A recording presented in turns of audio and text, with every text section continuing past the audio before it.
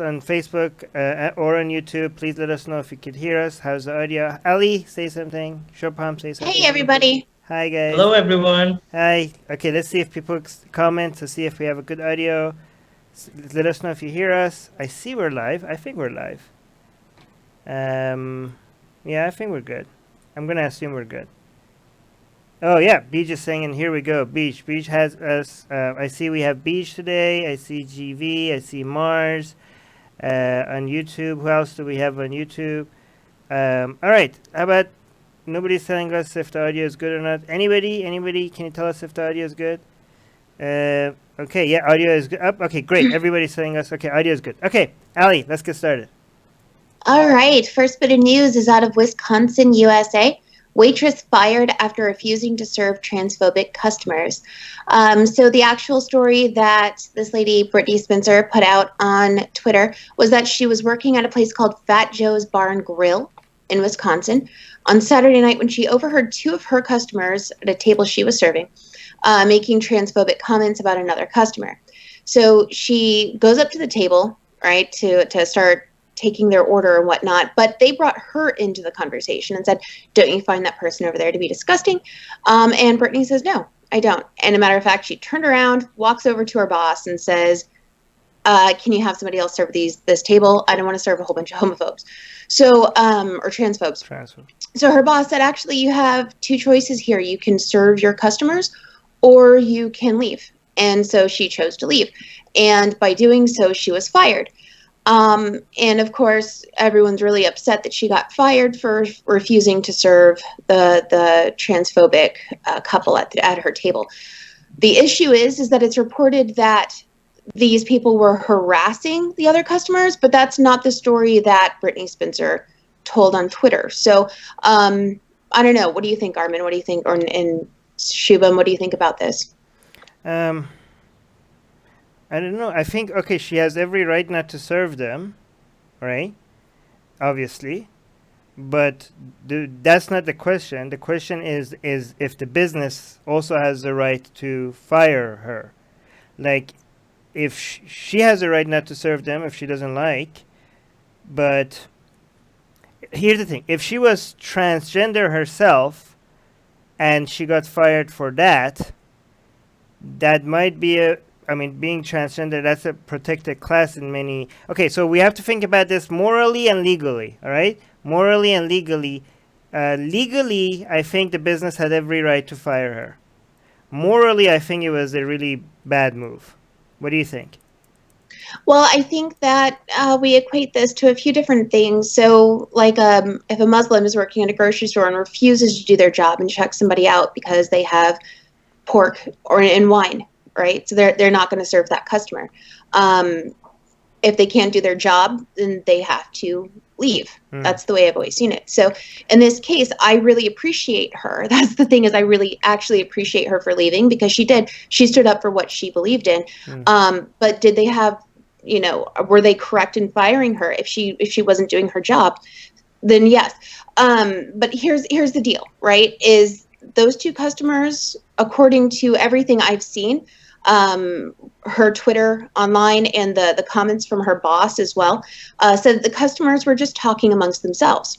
Okay, it's not like, according to their report, that they were talking to the person that they found disgusting and calling them names or anything like that and causing a scene. Had the customers done that, in my opinion, then the customers should have been asked to leave, because they're the ones that are disturbing the peace, right?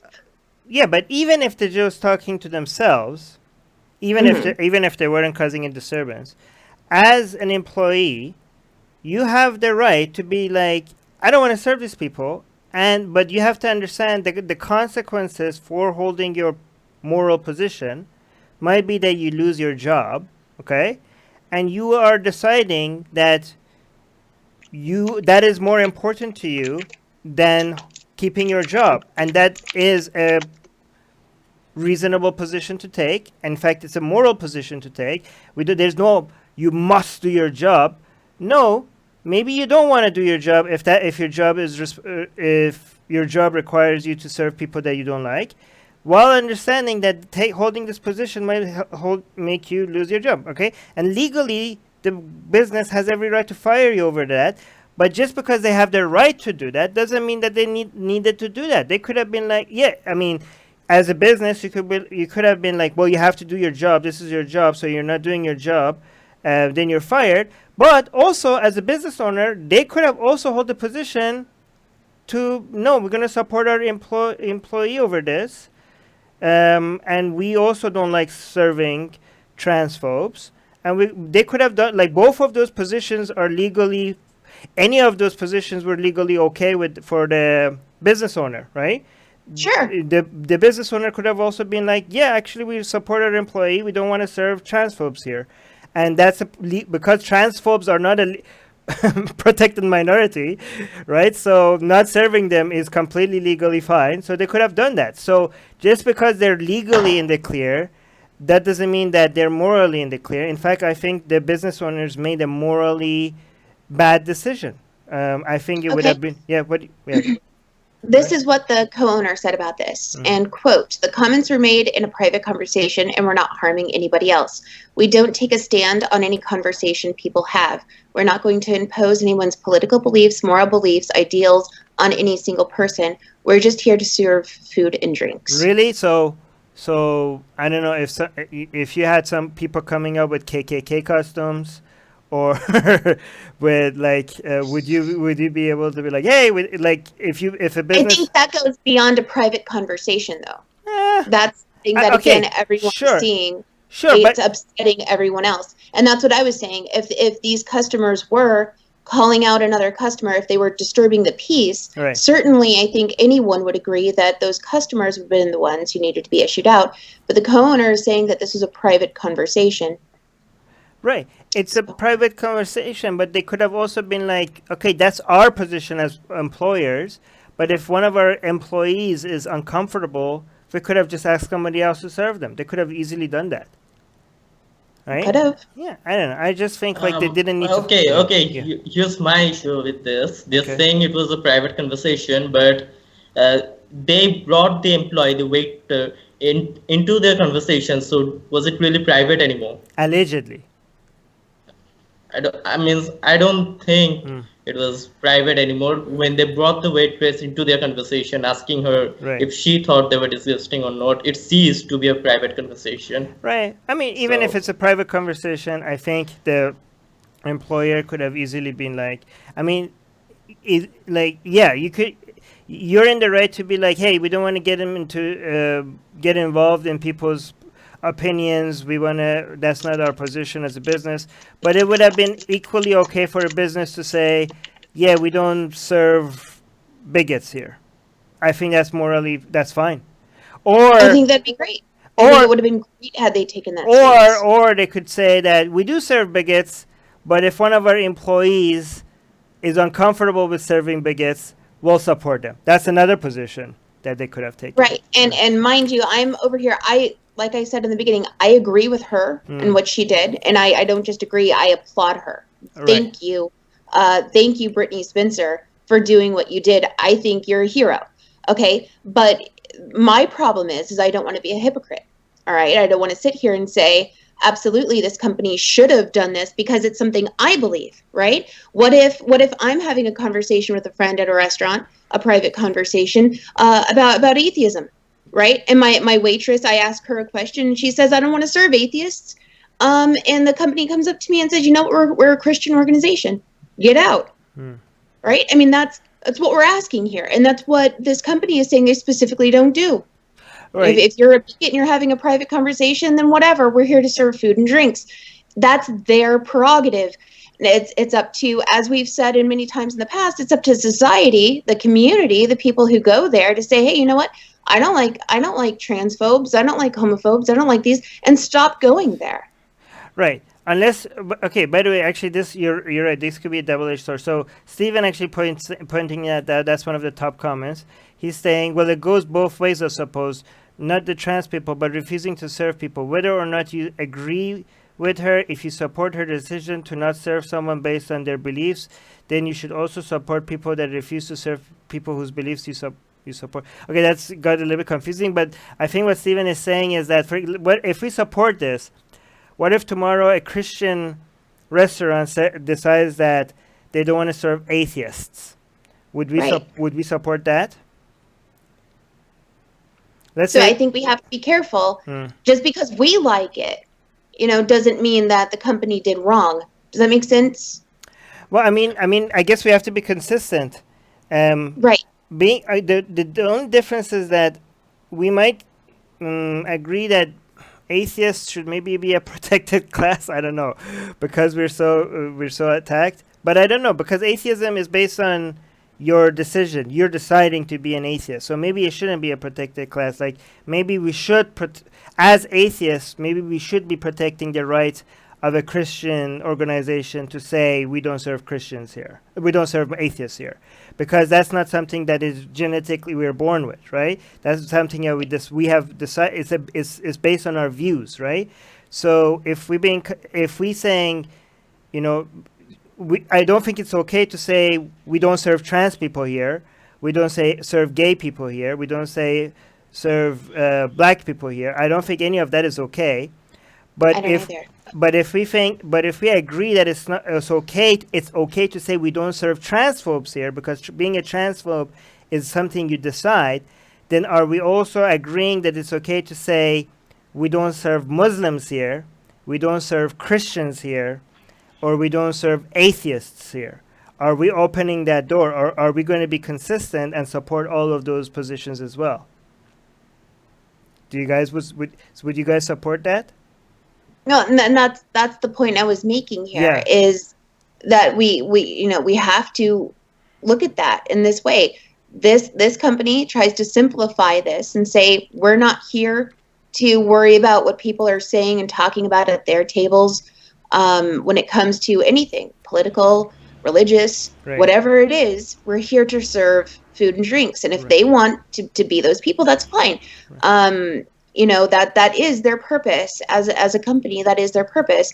I think that it would have been wonderful had they thrown those people out, or at least asked someone else to serve the table who was comfortable serving those people. I think that would have been great. But on the alternative here is, we do have to look at other people as well. We do have to put ourselves, in this objectively, not just because we agree with this. So Yuval is agreeing with you. I think is having a similar position with you, because I think maybe it might be too much to ask for. That would be. That might be too much if we say every restaurant should be able to serve people that they disagree with. I mean, I don't know. Maybe we should allow them, but not encourage it. Yeah, I think legally we should allow it, but morally we should discourage it. I think that's going to be my position right now. And also, Yuval is saying, Ali is right. The owners could simply swap waitresses between tables without firing anyone. So I think based on our conversation, this is my position now. Legally, you should be allowed not to serve anybody. Both the waitresses and the company should be allowed not to serve people based on their opinions, but not based on anything biological. But morally, I think they shouldn't. The company itself shouldn't withhold service to anybody based on opinion. And if any of their employees wants to withhold service to anybody, they should be able to just swap waitresses without firing the waitress, I think. I think that would be the morally best position to have. But I don't want to enforce that legally in any way, because that would be too much government intervention. Do you think that's a good position based on everything? Yeah? Yeah. Yeah? Yeah. Yeah, okay, good. All right. I think we spent enough time on this one. Should we go to the next news? Yes. Next news is out of England. A teacher is sacked after a gas chamber joke to Jewish pupils. So this is actually at a primary school. Okay, and a teacher joked to her pupils. She had 28 students in her class, and she said, you better finish off your work quick or I'll ship you all off to the gas chambers. Oof. So she had 11 Jewish students in that class out of her 28. She apologized to the students and asked them not to tell anybody. Well, of course, they were upset. They went home. They told their parents. And the school fired the teacher. I don't know. What do you guys think? I think, if... the whole point of dark humor is that... I don't know. I think if it's a joke, if somebody is not racist, it should be allowed. What do you guys think? I don't know. Maybe I don't think that students were old enough to get dark humor. I think there's a time and a place. Right. You know, and I think that this definitely was an inappropriate place. And I think that the school definitely needs to be concerned if an adult can't differentiate between when it's appropriate to make jokes and when it's not. What else can they not understand? And they're working with students. So to me, this is a big deal. Maybe this is not the right place and time. But overall, I do think that the worst things that have happened in society, in our history, that just because they're tragic, that doesn't mean dark humor shouldn't be applied to them, right? I think people don't understand the whole point of dark humor. I think a lot of people have definitely taken a stance against humor, especially over the past 5 years. It's gotten a lot worse. We can't joke about anything or say anything inappropriate. And Ricky Gervais actually addressed that and said it's quite easy to still have a sense of humor today. You know, it's still easy to tell jokes. You say something, if someone doesn't like it. But this is not the right place. How old was the kids? What was school? What age? It was a primary school, so maybe around 10 or something. I don't think they were old enough to get the dark humor. Absolutely not. No, this not the right. But I guess I think if this is obviously wrong. Maybe this is a correct firing. But if this was a comedian or a stand-up comedy club or something, I think the same kind of joke should have been completely okay. I think, and you know who jokes most about gas chambers? Do you guys know who? Jewish people, right? They it's one of the things that they actually feel comfortable joking about it because they're Jewish and nobody could say anything about that. By the way, this video is gonna get destroyed on YouTube, so please, because we're talking about gas chamber, Jewish, and all that. So this video has no luck at reaching anybody anywhere, so please share our videos because YouTube completely doesn't understand that we're not promoting any of this stuff. We're just talking about the news because their algorithms are stupid. So but mainstream media can talk about this, but we can't talk about this, so we rely on you guys to share our content, so please do that. What do people in the Yuval saying, Armin, you are such a bad devil's advocate here. No, I'm being serious. Dark humor is fine. I mean, if somebody is, here's the thing. The point of, if somebody is saying this to be shocking in a humorous way, again, not here, not to kids, not in a school, not in a position of a teacher, but the same joke I think should have been allowed by a stand-up comedian, or if somebody clearly, like maybe at the night when people are drinking and making dark jokes and being shocking.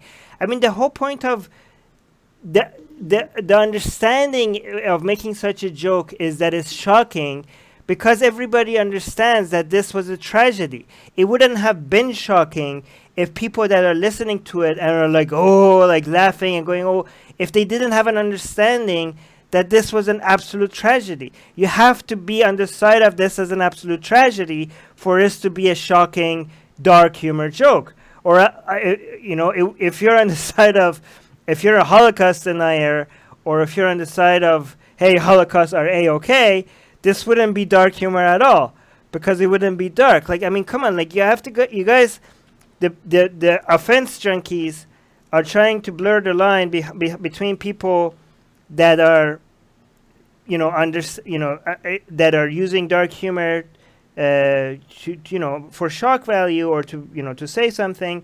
They're blurring the line between those people and actual racists, right? And if you do that, then you're just pushing people that are not racist, and you're camping them in with actual racists, and you're helping racists feel more, part of the mainstream.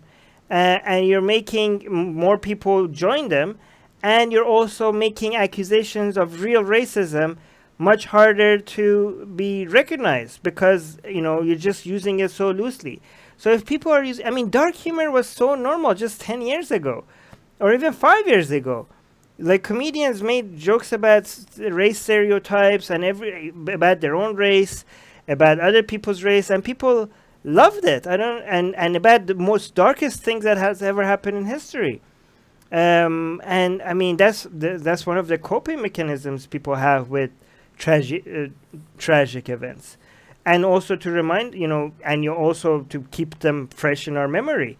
So again, I'm not defending this again because again, you guys are right. These are kids. They don't understand it, and maybe it's not the right time and place. But overall, please don't be an offense junkies. But let me see. Christy is saying, guys, can somebody read Christy's comment while I see if anybody else said anything? Christy was saying that about our last bit of news. Public corporations. Okay, never mind. That's too late to read. But I liked what she said. Okay, but it's too late because I'm cutting these videos. Marty's saying my grandfather died in Auschwitz. He fell out of the guard tower. That's dark humor for you right there. Anyways, do you guys want to add anything to this? Do you guys disagree with anything I said? No, I mean, like, I don't disagree at all. I watch a show called Comedians in Cars Getting Coffee. Jerry Seinfeld, who's Jewish, always jokes about, like, this is what they always joke about. So see, that's what I'm saying. By the way, I also don't agree that only, Jewish people should be allowed to joke about Jewish things and black people about black things, or like a lot of people say, I'm an ex-Muslim, so I get to say things about Islam that other people don't get to say. I think that's nonsense, okay? I do appreciate, though, that when people from a certain ethnicity normalize talking about things that other people think is taboo to say, because it's harder to attack them, right? So, for example, when black comedians come and say something about black communities and other people are scared to say, they're basically normalizing it because it's harder to attack them. Or when Jewish people do that, or with even Muslim comedians. I've seen Muslim comedians that are, you don't have to even be ex-Muslim, Muslim comedians that say a lot of things about their own community that make it okay, that it's inviting other people to also start talking about it, but where other people think it's taboo, which is a great thing. Comedy is such a powerful weapon to remove the barriers, to break taboos of talking about things. Sometimes that's the whole point of joking about something, right? Joking about something that is so offensive, you don't see the point in that. But by joking about it, you are inviting other people to now have other discussions about it that is not a joke, because you just broke down a wall. You broke down a taboo that people thought, like, we can't even talk about this. But now by inviting people to laugh about something, now you're also inviting people to have serious discussions about a topic that they didn't even think they can touch. And that's the power of comedy. And that's why comedy is always at the front lines of fighting for expression, freedom of expression. Okay, let's go. But all that being said, yeah, this teacher should have been fired. It's a good thing that she was fired. Yeah. All right, next news. Next news out of Melbourne, Australia. Melbourne may put signs near Lawbreaking churches warning kids of danger inside. This is awesome. And we have been loving Australia for the past 2 years, what they've been doing over there, actually prosecuting child molesters and going after the churches the way they have been. It was a law in Australia, and it's the same in the United States, by the way, where priests are exempt from mandated reporting. And if you don't know what mandated reporting is, it's basically when you hear of a child being like sexually molested or abused or something like that, you have to go to the authorities. You have to. If you don't, you're breaking the law. Well, there's an exemption for priests and people in religion because they say that these are confessions. So they're not obligated. This is protected under religious rights. So Australia finally passed a law saying, bullshit. You don't get to hide behind religion because you're a religious leader and people came to you telling you confessions. You don't get to do that anymore. The amendment bill fixed that problem. So now church leaders don't have any immunity Okay, so what they're actually proposing to do now is contact churches and ask them if they are going to be abiding by this law. And the churches who will not be abiding by the law, they are proposing that they put signs out front saying, hey, you know what? They will not report child sexual abuse. This is not a safe place for children. So hasn't been done yet. This is just a proposal? The bill was passed. Oh. Now they have to. Now they are mandated reporters. Oh, okay. But what's being proposed now is if they're not going to abide by the law, right, should put out signs warning that it's not a safe place for kids. Wait, I think it's awesome. How could they? Okay, so the part that is passed is that they have to report this, right? The part that hasn't been passed is that they have to put these signs out. This sounds pretty good, but why is this the only penalty if they're not abiding by the law? Because how are they going to prove it otherwise? I mean, if you're not agreeing to abide by, if they know they're not abiding by the law, isn't in normal situation not abiding by the law that you go to prison or something, or you go to jail, or you pay a fine?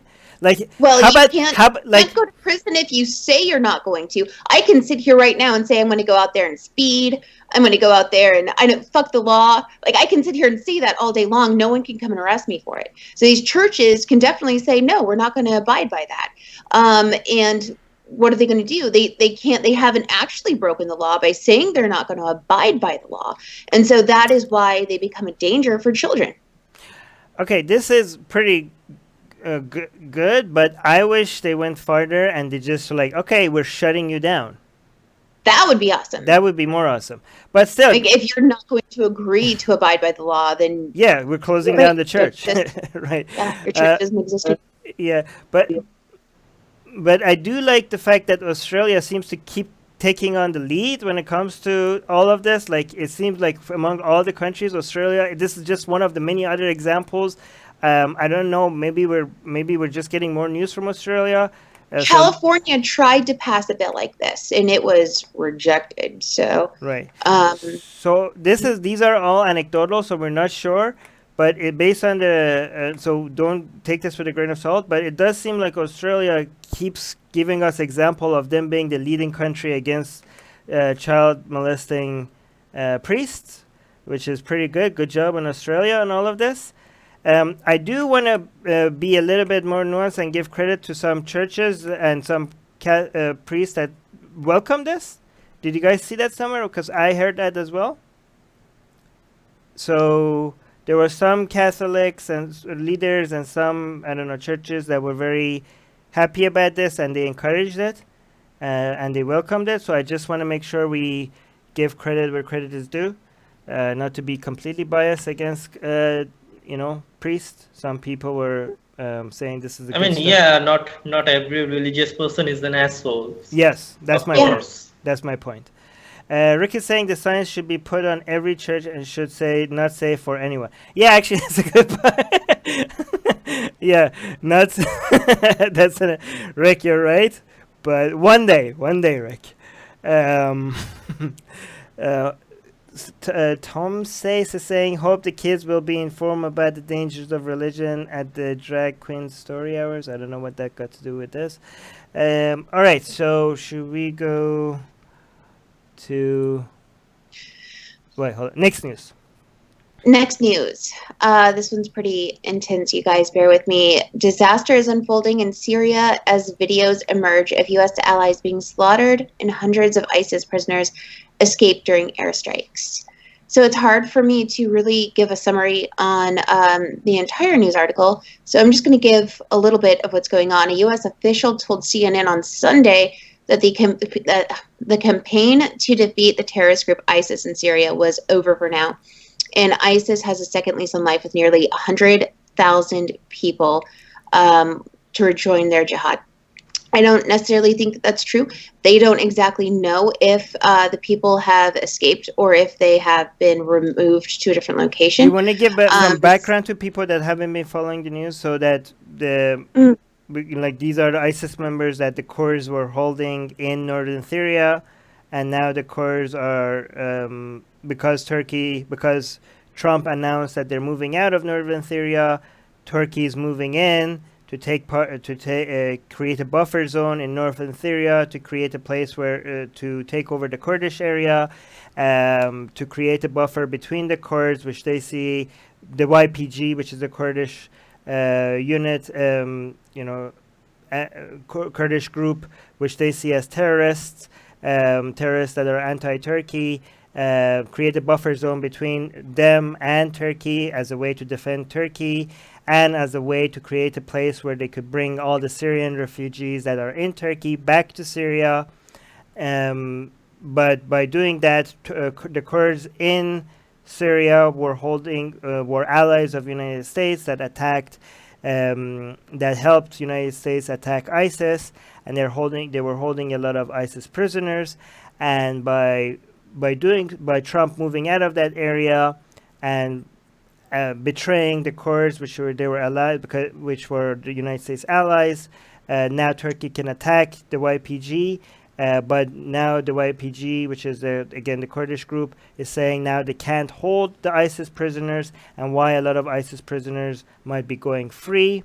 And this is what you're saying. So, okay, so two things are saying. They're saying that the U.S. allies are being slaughtered. By U.S. allies, they mean the Kurd, the YPG. And also ISIS prisoners are escaping. So that's just the background. Sorry, Alice, for interrupting you. Go on. No, that's okay. So where was I at? Sorry. I'm going to give you, while you find that, I'm going to also give you the counter narrative to all of this, okay? Yep. Okay, go on. So that's what we're looking at right now. We're looking at videos. I don't know, everyone here, if you're on Twitter, I'm sure you have seen the videos of what's going on over there right now. It's been horrifying to watch them, and if you haven't, then I want to be your friend so you can teach me how to avoid this stuff. So the Turkish invasion into Syria continues into its 5th day. And I don't know, Armin, you... Summary. So why don't you go ahead and take over. Sorry, Ali. I just felt like the reason why I messed you up is because I felt like some people might not know the background. So if we just go to this, no, I appreciate it. I really do. It's just I'm lost where I was. Right. I was in a thought summary here. So yeah, I know you wanted to talk about this. So can you you fill us in on what you think's going on? Yeah, I just feel like what I've been seeing circulating is only one side of the argument, and I'm gonna play devil's advocate here, and I give you the counter narrative to all of this. And again, please don't hate me for all of this. I know a lot of people are pro the Kurdish, pro anti-Trump, pro Kurdish, anti-Turkey on this, right? But the reason why I need to give you the counter narrative is because I haven't seen many people give any of the counter narrative, right? So it seems like everybody is unanimously on one side of this, and it's fine if it's fine to have the position on. I mean, I'm against Trump's decision on this, but not for the reasons why most people are, and I am also against Turkey's decision to attack the Kurds. But it's better to hold that position knowing what the counter narratives are, because I haven't seen anybody sharing the counter narratives. Okay, so and I tried to create a list here of things I need to go over, and my list is quite long, so I don't know if I'm going to be able to go over them. But one of the main points is that if you put yourself in the position of, first of all, let me just tell you how hypocritical a lot of people are, okay? Even if Trump's decision was a wrong decision, I bet you that most people that are now against Trump's decision to move out of Syria, if this was done by Bernie Sanders, they would have supported this, okay? They would have supported the same decision if it was done by somebody, like if Bernie Sanders were the president, okay? They would have been like, yeah, this is a tragedy, but Bernie Sanders promised that he's going to pull the troops out, and that's what he's doing, okay? But they're not doing, so that's one thing, okay? Another point, I'll tell you, I think that taking out of the troops out of northern Syria should have been done but it was done in such a poor way. Like I'm not against his decision because he pulled out of northern Syria. I'm against his position because it was done in a very sloppy manner. Okay, and I will tell you what I think should have been done instead. Another thing that people don't tell you is that if you put yourself in a position, let's say Trump wasn't president, let's say someone else was president of the United States. If you yourself was being advised by all sides, you might have realized that there are two people that you could betray here. You want to betray. There are two people that have been betrayed. Two groups of people. One is Turkey. The other one is the YPG. Again, the Kurdish group in northern Syria. And we as atheists and secularists, we might be biased, and rightfully so maybe, against Turkey. And we might be biased for YPG because the YPG on average are a lot more secular, right? But from a foreign policy perspective, if you had to choose between Turkey and the YPG, you probably strategically be more, it would be more strategically wise to pick Turkey as a NATO ally rather than a small group that the YPG is, strategically. If you want to look at what again, I'm just giving you the devil's advocate here, okay? Don't shoot me, okay? If you want to look at what from Turkey's perspective, okay? From Turkey's perspective, you have to understand that Turkey is a NATO ally of the United States, part of NATO.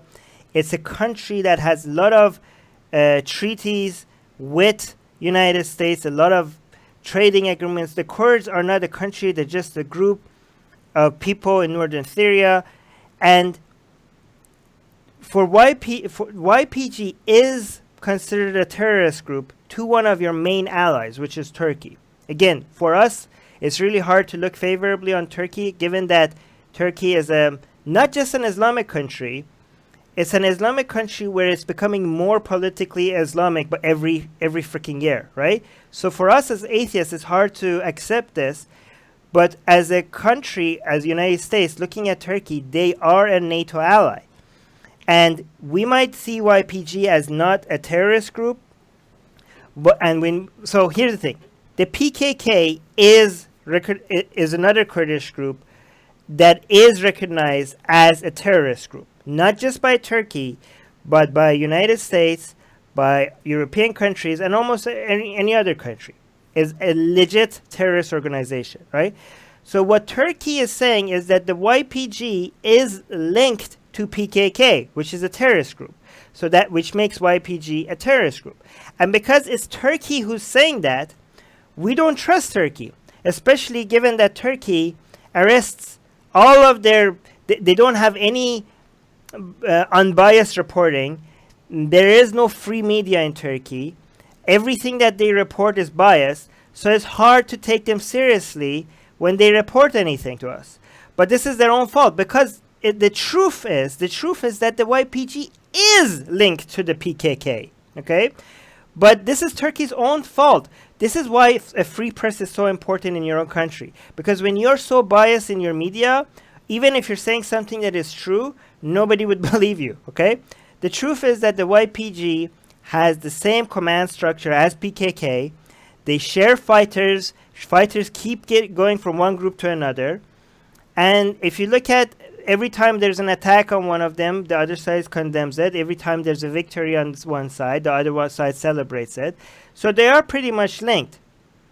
But so if PKK is a legit terrorist group that has attacked Turkey, okay, the PKK for Turkey is worse than ISIS for United States, okay, and worse than ISIS for all of the West. How many Westerners has ISIS killed? How many Westerners? Less than 1,000. Okay? How many people in Turkey, not Turks, how many people in Turkey have died because of the PKK? Around 40,000. Okay? So the PKK to Turkey is way worse than ISIS is to all of the Western countries combined, right? So when you have United States, which is an ally of Turkey, okay, which Turkey holds U.S. nukes for them, which Turkey has given United States military bases on their own soil for United States to operate on, to go and wage wars against countries from a country so close to all these hotspots in the Middle East. That's what Turkey has given to United States as an ally. And then when United States comes and all of a sudden supports a group that Turkey considers a terrorist group, this is why Turkey says, like, everybody talks about United States betrayal of the Kurds.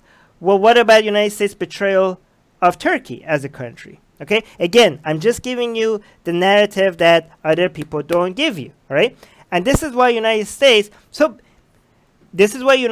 they went to YPG and they're like, hey, we want to get rid of Assad, please help us.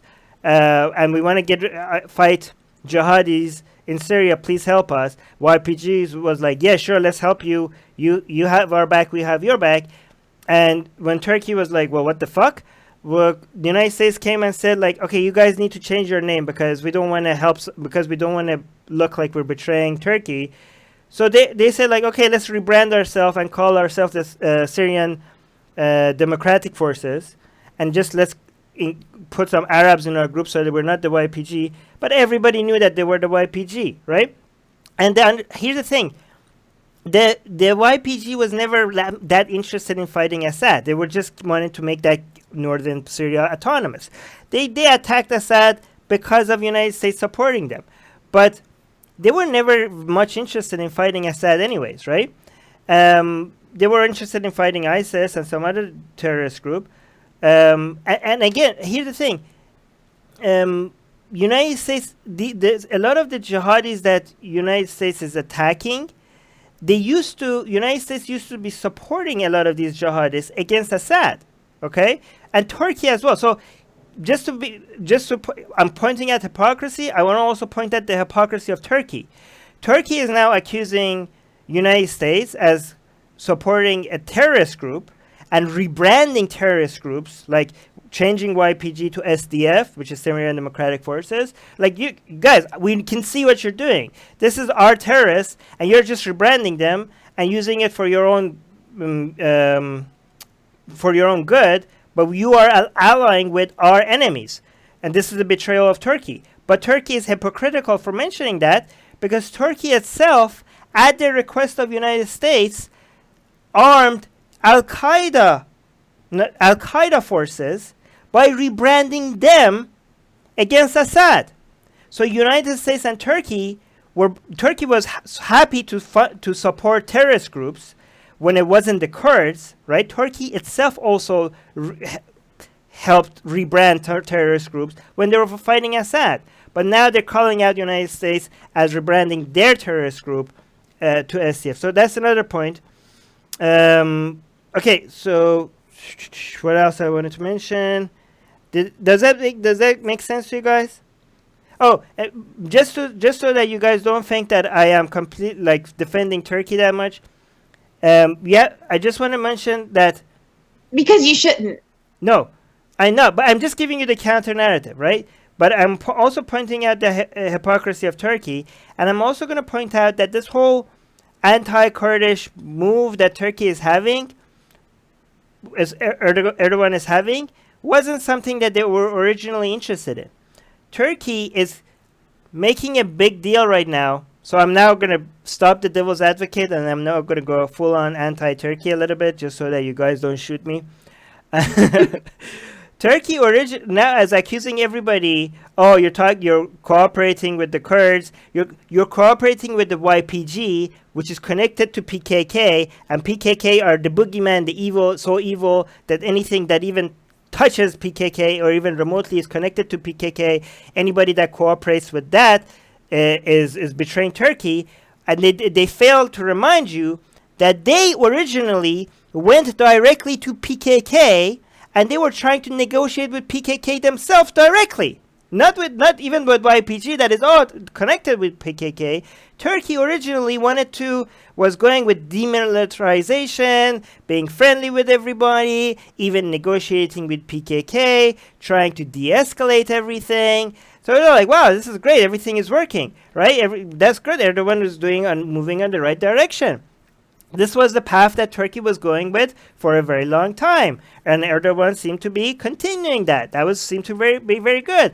But then all of a sudden, a couple of bad economic decisions, and Turkey's economy going down, and down the toilet, and people becoming unhappy because Turkey's economy was going up very fast, and as soon as it goes down a little bit, people are like, "What the hell is happening?" and they might vote otherwise. And what do you do when people are unhappy?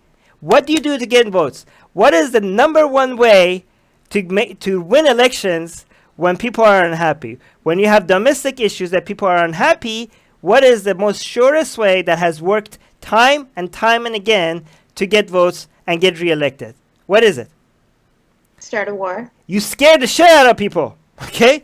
You bring external enemies and you wage wars and you tell people that you need them because they're providing safety. This is what we see in Egypt. This is what we see in India. This is what we see in Israel. This is what we see in Iran. This is what we saw after 9/11 in the United States. And this is what Erdogan did. And it worked, okay? So before, like, hey, let's peaceful, let's talk to the PKK, let's be friendly, let's demilitarize. And holy shit, we're losing elections. People are unhappy. Economy is going down. What should we do? Make the boogeyman out of the Kurds and start a security threat that you need, that mobilizes people like a strong man, like a big, strong president or prime minister or president that, like, oh, he's defending us, he's so strong, he's a strong leader. That's always works. Always works. Is the easiest way. It's a cheat code of politics. Okay, it's like when you're playing video games and you're losing and you just submit the cheat code and you win. This is the cheat code in politics. Okay, it always works. Okay, and that's what Erdogan did. We went on full on anti-Kurdish, and he won elections. It worked for him, and this is part of that strategy. And it's so sad because this is not going to work long term, not for Turkey. Okay, because guess what's going to happen? What's more likely to happen? None of this is for sure. Let us know in the comment what you think. But what's going to happen is this is going to help Assad. This is what's going to help Iran, and this is what's going to help Russia. Because Turkey can't stay up there forever. You just helped, United States left. You're going to leave out of there. And, you just gave those territory to Assad. This is fantastic for Assad. And also what you did is that you pushed the Kurds back to the arms of Assad. Because the Kurds were not originally that much anti-Assad. Okay? But now they need Assad for protection against Turkey. And Assad is like, you attacked me, but now you need me. I'm going to come protect the Kurds of Syria. And now you push them back into the arms of Assad. And Kurds are like, Assad, please forgive us. We know we did you wrong. Yes, the Americans betrayed us. We were never interested in fighting you. We were just doing bidding of United States because we needed that, because we were like sitting ducks against all these ISIS people. So we really had to do that. Please take us back. I said, like, oh, it's okay. I could take you back. And we go together after the Turks, and Assad and Iran and Russia are like, yay! And we got all these territories back from the Americans, and now we have much more control than ever before there. This is going to be again, Turkey can't hold this forever. So why I'm against this decision is because this could have been done on a much better way. You could have come up with a way that the Kurds had an upper hand when they were talking to Assad. You could have moved that a lot more slowly. You could have brought in, we're going to step out, but for us to step out, because why wasn't Turkey attacking this area before? Because American soldiers were there. Even if there were very few, Turkey was never going to attack that area if there was American soldiers there. Turkey would not have also attacked like there if there were UN peacekeepers there. So United States could have gone and be like, we're going to move out of this area, but we're going to bring UN peacekeepers in this area before we move out. All right? That's what they could have done. That would have made Turkey's attack on northern Syria a lot more difficult. they could have also done something else. They could have been like, we're going to move out, but we're going to let the Kurds negotiate with Assad on some terms on what's going to happen when the Americans come out. That way, the Kurds will have a lot more negotiation power against Assad when it comes to coming up with a deal. And they would have been so desperate for Assad's support when the Americans moved out. So these are the things that I would have done if I wanted to move out of northern Syria. Anyways, sorry, I talked for too long. What do you guys think? What's that? What do you guys think? So a lot of your devil advocating there, you already kind of gave the other side as well. I mean, what Turkey says, fuck what Turkey says. They're liars. They're known liars. Also, you brought up that Turkey's the better ally, I think was the wording that you used, and I could be wrong about that. No, but strategically for United... and that is, to me, just a moot point there, because the Kurds were also our ally. So it doesn't matter who should be better strategically. Turkey has tons of human rights violations as well. They're not the best people to ally with. And I understand what you're trying to say, but to me, that's just not even a point worth arguing. I was giving you the perspective, if you're looking from Turkey's perspective, what it looks like, right? You're like, and also, did you guys read, and I think this article actually stated it, that Turkey is actually now invading further south than they even said they were going to. So now they're in there, and they're like, no, we're just going to keep on going. It's cool. Right. Okay. Yeah. Let's see, what do people have to say in the comment section? I'll check Facebook because I talked for too long. Let me see. By the way, mention Atheist Republic if you guys want us to read your comments. You were saying in Israel, governments involved in wars lose elections. Yeah, so yeah, it's not, I mean, I don't know, because that's not Netanyahu, at least, yeah, has been trying to use security as a way, for example, to win elections. So yeah, you're right, Yuval. It doesn't always work, but it is a method that is used very much. So yeah, it's not as absolute as I was suggesting that it always works. Fair enough. Sometimes it doesn't work, but it is a method that is used very, very often. It's also the story narrative in Star Wars. Actually, you give up. Anyways, but go on. Is there anything else? People did the Atheist Republic is Will Philly saying, how do you pronounce this person's name? And I never managed to read it well. Will Philippi? Will Philippi. Okay. He's saying it's also worth noting that Assad was fighting ISIS before the U.S. got involved. It's also worth pointing out that it seems like all the sides, every side is using Al Qaeda and ISIS as a weapon. Okay? Like, every side is fighting ISIS and Al Qaeda, but every side is also letting them loose when they need them, right? Iran, United States, the Kurds, Turkey, and Assad, all of the ones that I just mentioned, have been fighting ISIS and Al Qaeda, and all of them have also used them, rebranded them, and letting them loose when they needed them. All of these groups that I mentioned. God, it's so. Anyways. So, yeah. Okay, Shobham, did you want to add anything? No, I'm good. I just wanted to say that my mobile network is all over, so I might have to turn off the video. Yeah, I can't hear anything you're saying. You're getting cut in and out. I might have to turn off. Okay. All right. So don't say anything anymore because I don't understand what you're saying. Okay. Do you need to go? Your mobile network is lost? No, I'm fine. My mobile network is like kind of fluctuating right now. Okay. I just turned off the video. Okay. Sounds good. We need to. Okay. So should we go to? Hold on. Next news. All right. Next news. Next news is out of Louisiana, USA. A high school rejects free Chick-fil-A lunch out of respect for our LGBTQ staff. So there's a not a corporation, but a foundation, College Football Playoff Foundation, which was going around to different places around their community, offering free lunches to them, trying to do good in their community, basically. And they had set up making or bringing a lunch to this school.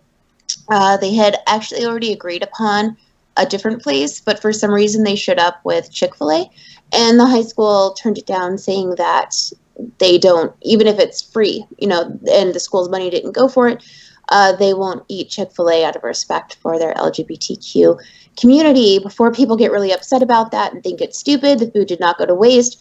Nobody's feelings were hurt. And the College Football Foundation said that they respect their decision, and that they will be bringing the teachers the lunch that they said they'd bring them tomorrow.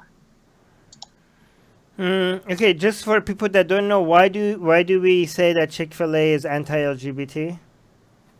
It's because they are outrageously vocal about the companies that they are tied to that are outrageously anti-LGBT, more than other places. So a lot of people are like, oh, well, if you're going to boycott Chick-fil-A, then you have to boycott this and that and this and that. Not necessarily. And I pulled this up here just so I could read it correctly from Snopes.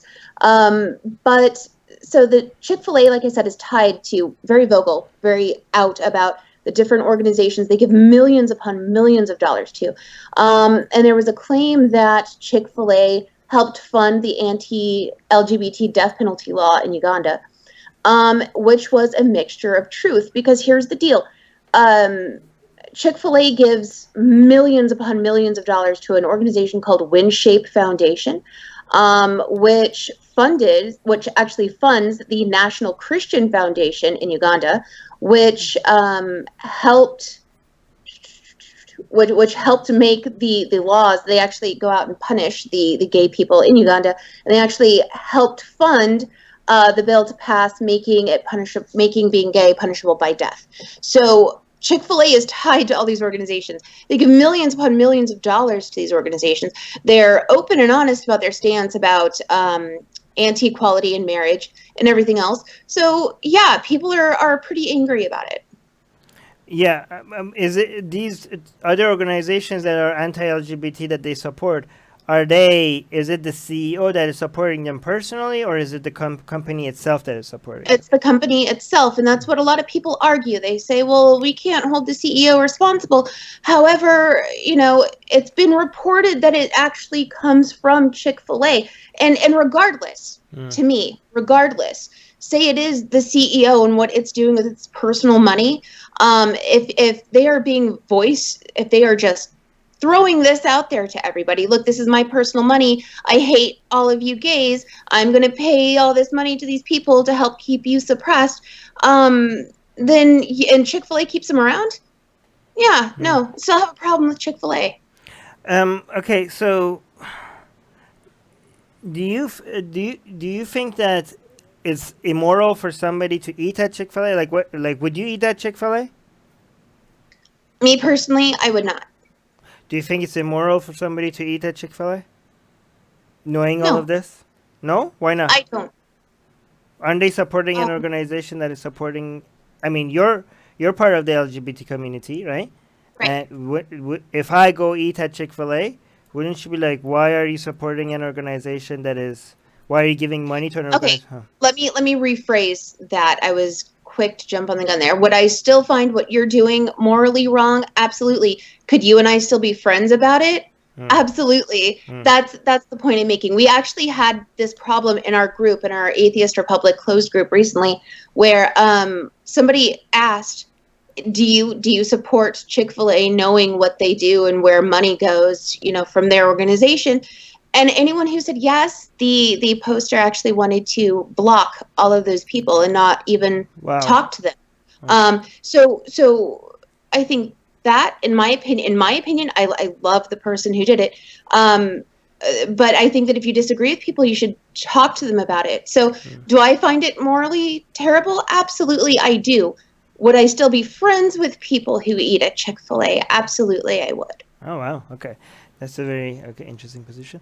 Another question is that do you think that all this, because a lot more people are hearing about Chick-fil-A because of all this news, then do you think they might be getting free marketing because I think their sales are up based on what I've seen.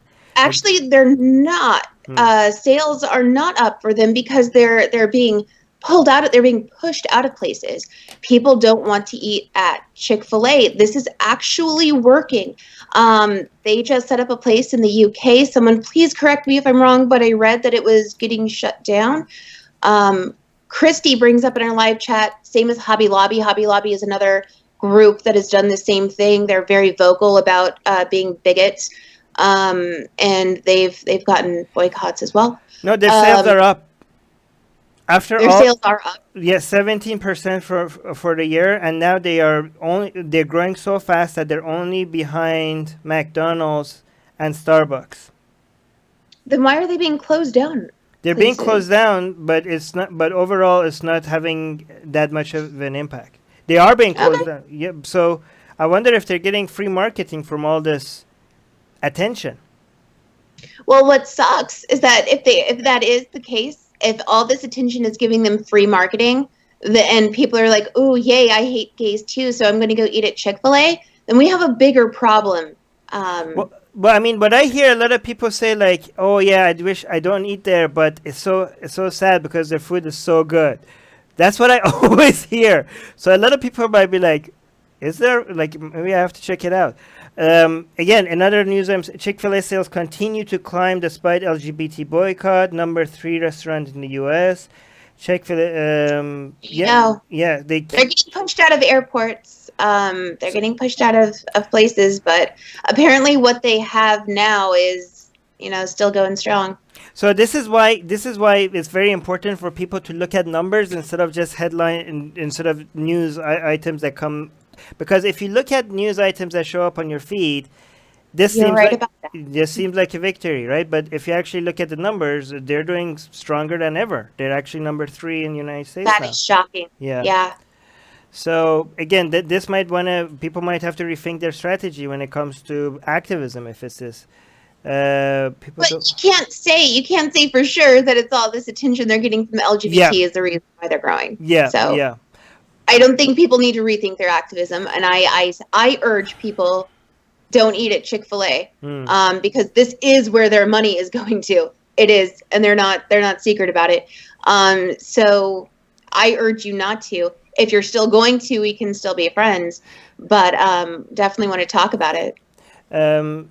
We just saying yes, people don't want to eat there in the UK. Another thing I want to point out is that the people that work at Chick-fil-A, they're not idiots, right? They have financial analysts, marketing analysts, and they crunch the numbers like these are giant corporations and they have a lot of smart people working there. They don't do things that are financially in their bad interest. So they look at all these headlines. They look at all the negative attention that they're getting. And why are they still continuing to support these anti-LGBT organizations, right? They must have done the numbers and something must be working out in their favor that they continue to support this anti-LGBT organization even with the negative press that they're getting, right? Because they're not idiots, right? So I don't know what the numbers are that they're working with. I don't know what do they know that we don't. Maybe a lot of Christians are eating there more as a protest to all the negative attention that Chick-fil-A is getting. And maybe they're thinking that for every person that we're losing, it seems like we're gaining 2. I don't know what that is, but just they might be knowing something that the rest of us don't, right? We could only guess. James is saying, lots of respect to that school for having the guts to stand up to corporate hatred. We need more of that to make a true change. Katie's comment is, Katie's saying, it was not Chick-fil-A donating the food, the group donating choose a different venue in respects to the school's wishes. The kids still got free lunch. to think that this wasn't for kids, by the way. This was just for the teachers. right. But here's another thing. Actually, hate marketing works. We have experienced that. I mean, for example, when it comes to Atheist Republic, when we get attacked, when Atheist Republic gets attacked for something that was a lot of people find very offensive, like when one of our articles or one of our videos or one of our posts gets a lot of negative attention, our page grows faster than ever, right? Like you can see, like every week we're growing, and on weeks or on days that all of a sudden Atheist Republic is on the news or getting a lot of negative attention, our subscribers and our likes and our followers just skyrockets. So all of that negative attention that we get brings us a lot more fans and followers, right? So maybe what happens is also, maybe again, this is a hypothesis, not even a theory. So maybe the reason why Chick-fil-A doesn't mind all of this negative attention is because all of this negative attention is helping them bring more brand awareness. Maybe, I don't know.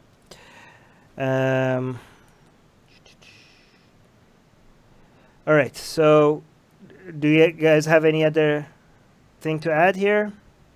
Nope. Shobham, are you still there? Yeah, no, I'm good. How do I get rid of your video since you're frozen? Hold on. Can you leave and come back? I'll try. Okay. Hold on. Let me remove you from call and then increase. Oh, there we go. Good. So I can. That's good. Okay, good. All right. Let's see. I'll load on the next news. Should we wait for Shobham to come back? Yes, because it's about India. Oh, it's India. Oh, yeah. Never mind. I was going to say something. Don't say it. Yeah. Okay. Oh, there you go. Oh, you came back with video. Yay! Are you going to stay with video? Nope. No, no. Shobham, you need to go back and come back with audio, okay? Leave, come back with audio, and do it fast. Don't come back with video. Do it fast because we're losing time. Okay. Sorry, guys. Let me read some comments before we go. Christy is saying, of course they like the negative attention. They get to play the persecuted Christians. Danny on Facebook is saying, as far as eating there, I do not eat there. Where is Shobham? He's taking our time. Shobham! Oh my god. I always tell him to fix everything before we go on the show, but this happens every time.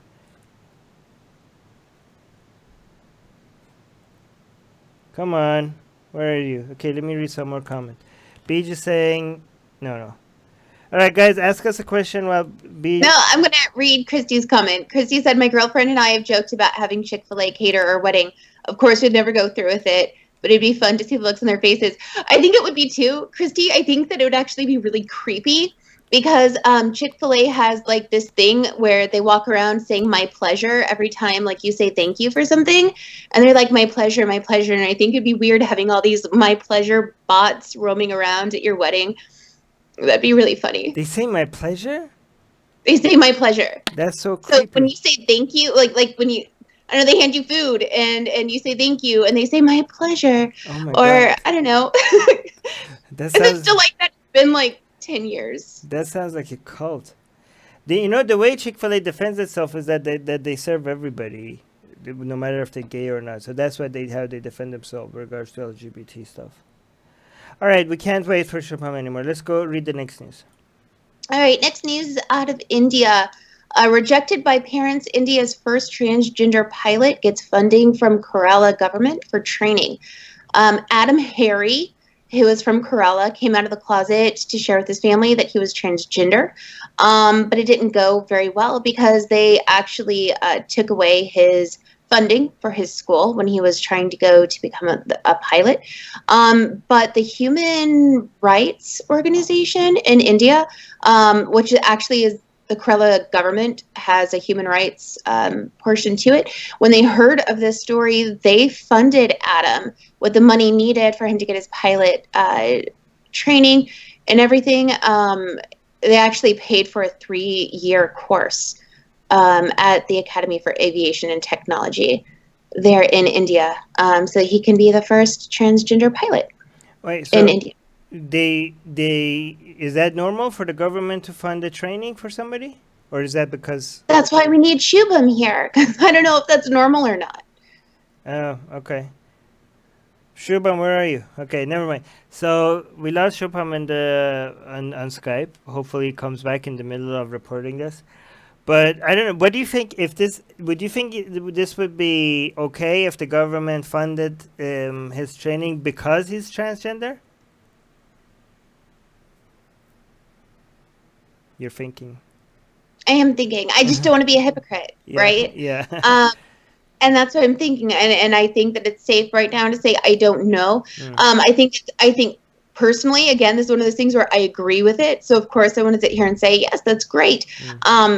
If they do this for other people, if this is a standard for them, if a girl, for instance, if parents, we've reported on this from India, right? Where parents were like, our daughter isn't worth a kidney. She's a girl. Or let her die. And they did. They let her die. So if parents are saying, I'm not going to pay for your college, you have a vagina. If human rights organizations or the part of the government steps in and says, hey, we'll help pay for your college. We'll help, do something with your life. Then I think this is great. I think it's a great piece of the government to have someone who steps in when parents aren't there or when no one has another way to become something.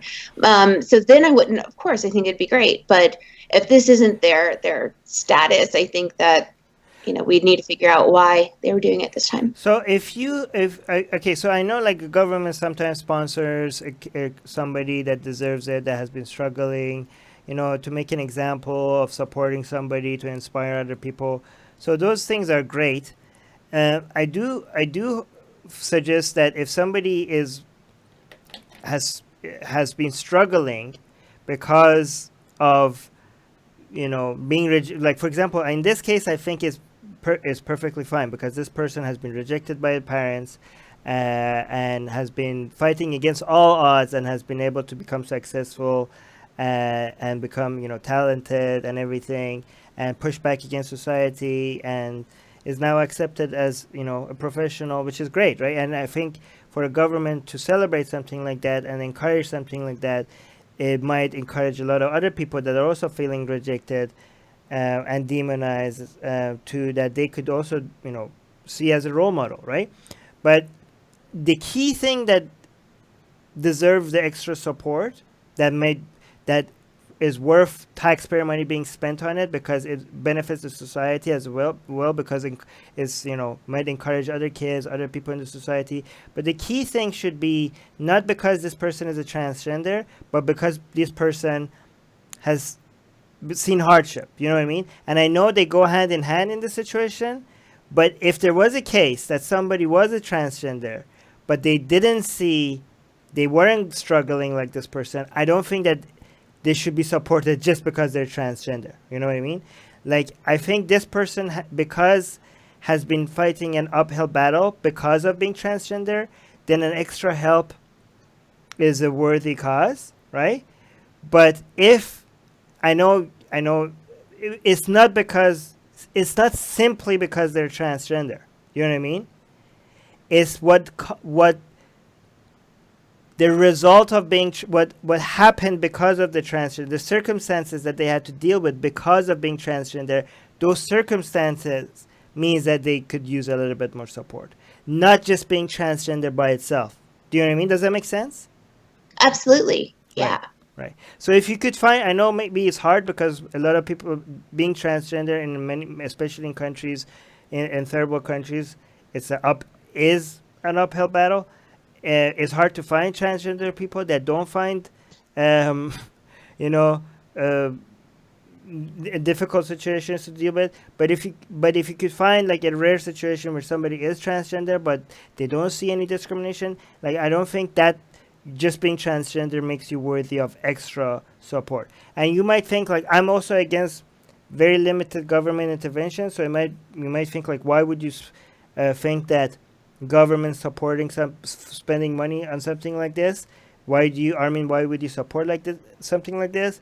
Well, I don't. When I say I'm for limited government, that doesn't mean I'm for no government intervention. Again, there are some things that the government could do that has positive externalities that the market is blind to, right? So, encouraging education, promoting studying, and sponsoring kids that need, for example, in the United States, funding NASA that might encourage a lot of kids to become interested in science, interested in exploration, funding research, funding education. These things are, even as a person that believes in limited government, these are things that market is blind to, because market only sees transactions. Market doesn't see the positive externalities that come out of a transaction between two individuals that might affect a third party, and that's where the government could have a good role in being involved in. Okay, again, limited government doesn't mean no government. A lot of people confuse that people that support limited government with anarchists that don't want any government at all. Let me see. Top comment. Top comment is somebody saying from that area. What is the state called? Is it a state or a city? Where is this place? Kerala, and I don't know. We'd need Shubham. Yeah, we lost Shubham exactly when we needed him the most. Bad connection. State. Okay, it's a state. Yeah, Kerala. We have a consulate there. We should know this. Damn it. Okay, so Kerala is a state in India, and somebody from Kerala is saying proud to be a Keralite. Is that what you call? Oh wow! Second comment is also saying proud to be a Keralite. Proud to be a Kerala. Apparently, being from Kerala makes you a Keralite. So all of the. Okay, actually, don't encourage this. Sorry to say that. You know how when we have a bad news from India, a lot of Indians in the top comment are saying, I'm ashamed of being Indian today. And I was like, don't be ashamed of being Indian because you had nothing to do with it, So that also works the other way around, right? Don't be proud of something. Did you fund this student? Like these, right. These the three top comments that are proud of being a Keralite because something good happened in their state. You shouldn't be ashamed if something good happened in your state. You shouldn't be proud either. Unless the three of you that are so proud, unless you personally funded this person, you shouldn't be proud of anything. You didn't do anything to be proud of, okay? The government of Kerala, they should be proud. The people that made the decision and moved in on this and took opportunity to make an example of this student as a role model, they should be proud. The three of you that are proud just because you happen to be born in the same state, you have no reason to be proud of anything. But again, if something bad happens in your state, you have no reason to be ashamed either. Should we go on to the next news? Hold on. Yeah, next news. Hold on, wait. Okay, next news. Next news out of the USA, Pat Robertson, the death penalty is absolutely biblical. Guys, this is an AR first. Every time we talk about Pat Robertson, I always describe who he is. He's this really, really, really old guy. It makes you wonder, like, what kind of fountain that he's still suckling from to be alive. He is on a Christian network show in the United States called the 700 Club, and he says the most outlandish, outrageous things that are just so wild, it makes your jaw drop. And this is the first time ever that he's actually said something just right. Yeah, he says the death penalty is absolutely biblical, and that's got a lot of people upset. And they're like, no, we go by the New Testament. We don't go by the Old Testament. How dare you, Pat? Jesus wouldn't be for the death penalty. And actually, like even in the article itself, it starts to talk about that. But here's the deal, okay? Jesus absolutely was pro death penalty. He says 2 times in Matthew. 2 times. The first time he says in Matthew, New Testament, he says that he has not come here on earth to abolish the old laws or prophets. No, but to uphold them with a sword. Okay, so Jesus absolutely said everything in the Old Testament is still law. He did not come to wipe away the Old Testament. It says it right there in Matthew. So there you go. And there's another time in Matthew where he refers back to the Old Testament where he mentions an eye for an eye. And so, yeah, that's death penalty. That's what people are talking about with death penalty. So if we do need to equate this to the Bible, yeah, the death penalty is biblical. It's always been biblical. Yeah, and Yuval is saying that Robertson is actually spot on that one. Death penalty is another barbarism from the Bible. But what about... Crazy, right? He's spot on! Yeah, but what about the part that it says only the people that haven't sinned should cast the first stone? Isn't that against the death penalty? Well, we can find everything in the Bible that contradicts itself. I think I saw the clip from this section, and the lady host that was with her mentioned what about that. And I think he mentioned that part. I don't know if he said that. I think I heard him saying that part was not the part of the original Bible, right? That one was added 150 years, I think, later. You know, so the story... So I think, if I'm correct, somebody go watch this clip and let me know if this is correct.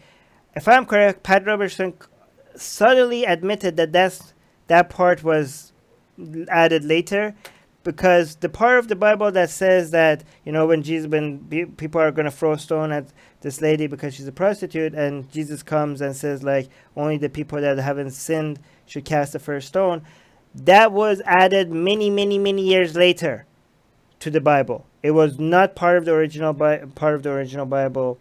And so one of the nicest, apparently most quoted part of the Bible is a much later addition. Correct me if I'm wrong. Yuval is saying casting the first stone is what deter people make to false accusation. Okay, so it's about false accusation, apparently, Yuval is saying. But I also think that this is something that was... Oh, yeah. But it's something that was added many years later. But again, the good thing about Scripture is that is vague and so self-contradictory that people could make anything out of it that they want. And that's actually what makes it more dangerous, because the fact that it's so flexible and you can make out of it whatever you want, that doesn't make it a good thing, because a lot of people are like, well, you could get good messages out of it if you just read it in a different way. Yeah, that actually makes it a lot more dangerous, because when they're in power, they could use it to abuse people, and when they're threatened, they just could put on a mask and look, you know, all cute and cuddly and survive and hang in there and not die out until they're back in power again, right? So the fact that you could get peaceful messages out of the Bible or Quran, that's a dangerous feature, a very dangerous feature of Scripture. That's not a good thing about the Scripture. That's a dangerous feature, because they could just stay alive when they're being threatened instead of completely being destroyed and then come back in power when they need to, okay? So let me see what the top comment is saying. Top comment: there is more death in the Bible than any other book I know.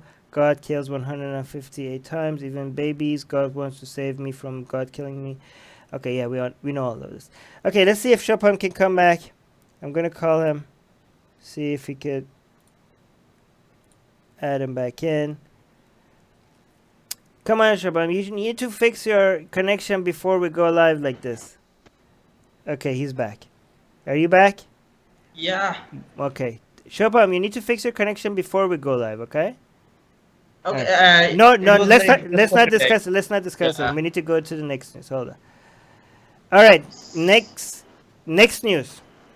Next news out of the USA. Tim Wildman says liberals want to close down every Christian church in America. Tim Weldon, who is the president of American Family Association, which is a Christian group, was probably referring to what Beto O'Rourke said during his town hall, where he said that if people or churches are anti-gay, they should lose their tax exemptions. So Tim is pretty upset about this, and is now accusing all secular progressives in this country of not being satisfied until every Christian church in America is closed down. He said that we are demanding they get on their knees for homosexuality, which is just outrageous.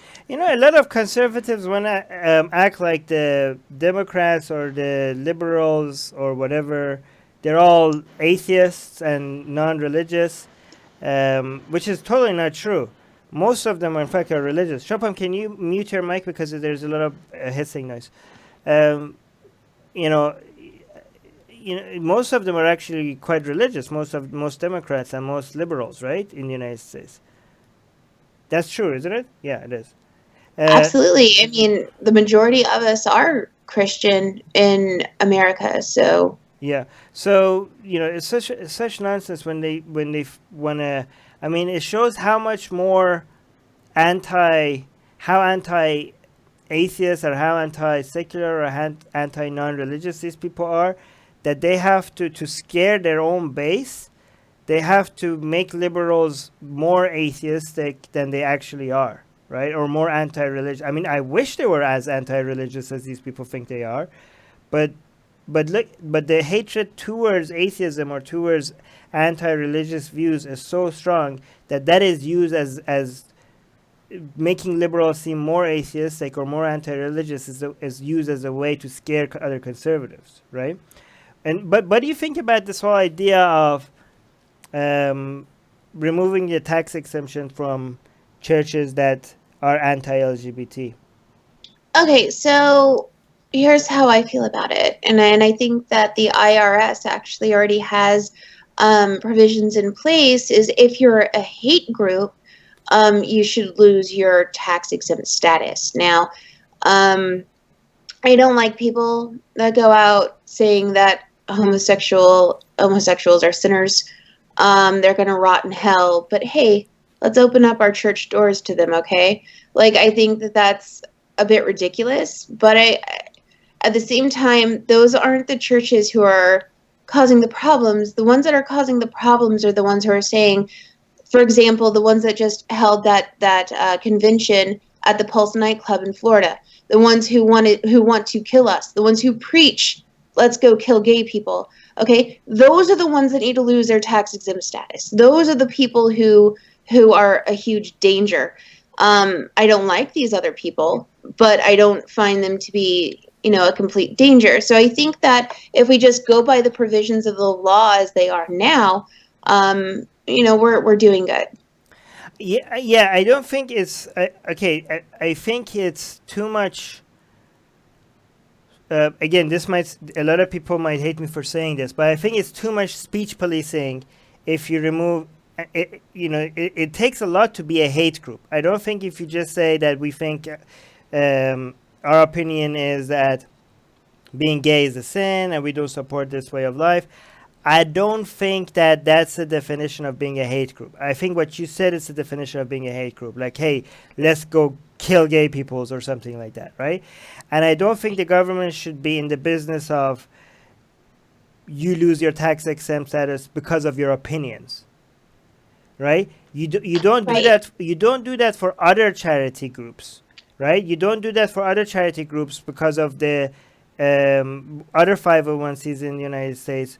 If the government doesn't like their opinions, to lose their to lose their tax exempt status. Look how hard it is for atheists in America to get tax exempt status. Okay, right. So the Church of Satan. All right, so we have to be careful. We absolutely have to be careful. We cannot like something, and that's fine, and we should be vocal when we don't like something. Right. But what we cannot do is say let's police everything. Because my definition of what hate speech is will be different from, your definition, and we need to pull away from that. We need to pull away from that. We need to look at people who are actually causing harm or promoting real harm. I think that what the churches are doing, even what I was saying before. Oh, thank you for the super chat. Yay, Nilüfer, thank you so much. Thank you. So we have to be careful. What the churches are doing now is hurting especially teens and children of the LGBT community, okay? When you sit children down and say, you're going to hell, look, I was a victim of this. It fucks with your life. I'm about to start crying right now. It fucks with your life what they do. It's wrong, it's cruel, it's torturous, okay? But we have to draw the line between what is emotionally harmful here and what is physically harmful. Right. That group going to the Pulse nightclub saying we're going to instigate fights with them so we can kill them. That is something that needs more attention right now. And I think that organizations like Atheist Republic and everyone else, we will take in, give us your LGBT teens that are being hurt by the churches. Let us help them. Let us be a community where they can be themselves and learn that it's okay and they're not going to hell and they're not an abomination. Let's do that. But it's a serious issue in our community that I think that we really need to look at lately. And I get a lot of hate for saying this stuff. And I'm sorry, but it's, we really do need to draw the line over, we need to be objective. And we can't just say, I don't like this, so it's wrong. Right. I mean, we need to be consistent, and I think as atheists, it might be very easy to take a position like, oh, these are churches that have anti-LGBT positions, so they should lose their tax-exempt status. That's the easy position to take, and as anti-religion, pro-LGBT atheists, that would be an easy position to take, I think, but it's a lazy position to take because that's not being consistent with our values. Our values also suggest that the government can't just come pick who gets tax exempt status based on opinions, right? But again, what we define as a hate group is based on the things that Ali just mentioned, right? Not based on just expressing an opinion. The unfairness that the churches and religious institutions have in the United States over tax exemption is the source of that is somewhere else. It's not the fact that they get to hold their tax exempt status while being anti-LGBT. That's not the source of unfairness. The source of, and again, a lot of people might say, like, why just the churches that are anti-LGBT? All churches should lose their tax-exempt status. That is also that's not correct. No, you were going to say absolutely? No, I don't think that's correct. I think that you can be a charity. You can be a religious charity. The unfairness that religious charities have is that they don't play by the same rules that other charities play by. Right? And that's the problem. That is the source of the problem. They don't have to prove that they're providing a benefit to society. They don't have to open... And that's why I'm saying exactly. Either they can prove that they're providing a benefit for society and keep it, or all of them can just lose it. That's the thing, is charity should be for your community. If you're not being asked to prove it, to prove what you're doing to better your community, and you're just raking in people's money because you're going to go to hell if you don't give me 10% of what you make, then no, you need to lose it. That's where I'm coming from with this. Yeah, and I agree with you. So the two narratives that I disagree with is that, churches should lose their tax exempt status if they have anti-LGBT views. That is wrong. Another view is churches should lose their tax exempt. All churches should lose their tax exempt status because they're churches, and the government shouldn't, give tax exempt status to religious or institutions. That's also wrong. What is unfair, if you're a charity and if you show that the other charities, non-religious charities, have tax exempt status, and just like other non-religious charities, religious charities should also be able to get tax exempt status, but they have to play by the same rules. They have to open their books just like other charities, and they have to show that they're spending on something that actually makes the society a better place, that they're playing the role of the government in some areas that provides a benefit to society, and that's why they are getting their tax exempt status, not just because they're a religious organization. That is, and if you address that, then you're addressing all of these problems, okay? So they should, being a secular government doesn't mean that religious people don't get to play the game. That means that they also get to play all these games, but with the same rules. That's what secularism is. That secularism is not like, if you're religious, you can't be a charity. You get to be a charity as well. You get to get tax exempt, but you don't get to play by different rules. That's how secularism works, right? Let me see what the top comments are. Shopam, did you have anything to add to this? No, I'm good. Okay. Brian is saying, no, I just want religion to keep its claws out of our government, laws, and public schools. Yeah, okay. Good thing Brian pointed this out. Another way to lose your tax exempt status, which is legitimate, which is based on the law currently in the United States, is all the churches that get involved in politics, right? That's another legitimate way of losing your tax exemption status, right? But not just because of your opinion, right?